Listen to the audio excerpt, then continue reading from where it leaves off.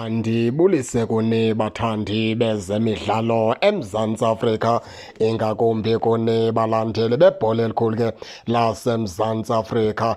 Apha ke siza nendaba ephuma phaa kuThabiso Monyane oyi-right back phaa iqela leKaizer Chiefs.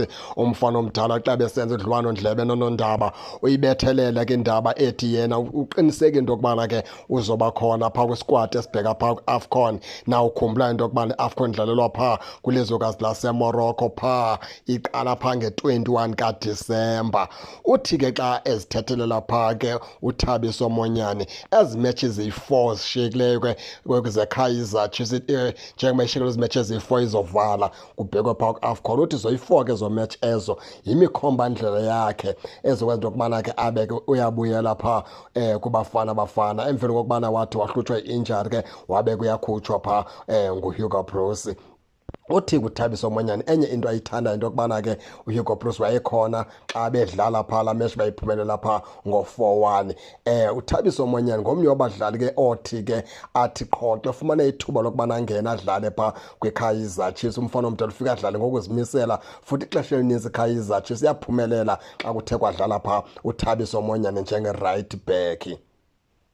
Na ukhumbula into yokubana ke Kaizer Chiefs ishiyekelele imidlalo emibini ke ye-Chippa United kunye ne-TS Galaxy, iphinde ishiyekelwe ngulo midlalo ke ye-AFCON ke yeZamalek kunye ke nale team ke yapha izodlala lapha ngecawe ke la Al Masry. Kuthi into ethetha ukuthi ke ngoku ishiyekelwe imidlalo emine iKaizer Chiefs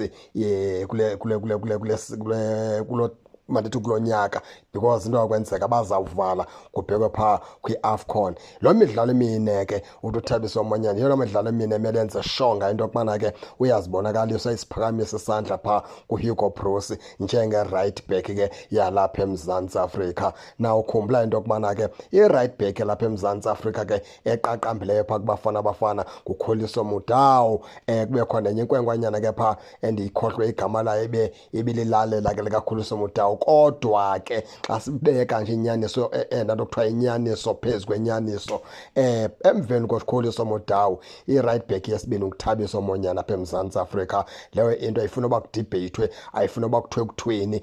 Eyona right back yesibini eMzantsi Afrika esinayo nguThabiso Monyane emveni ke kukaKhuliso Mudau phaa kubafana. Ingathethwa ke enye nenye ke xa kungasapotwa bhola kusapotwa amaqela, xa kungasapotwa bhola kusapotwa ke amaqela wabo kabantu ke kungaphikiswana. Kodwa xa kusapotwa laa nto kuthiwa ibhola yawuba yinyaniso le ndiyithetha into yokubana ke uThabiso Monyane ngoye ke right back ezemveni ke kukaKhuliso Mudau. Xa engekho uKhuliso Mudau caci into yokubana kumele ke laa nto ayithathwe phaa nguThabiso Monyane. Injalo ke baphulaphuli ke nani ke ningake ningene nitshone into yokubana niva njani, nize ke ningakhohlwa usubscribe kule channel ukuze ningaphoswa zezemidlalo endizanothulela zona kwixa elizayo kakuhle babukeli.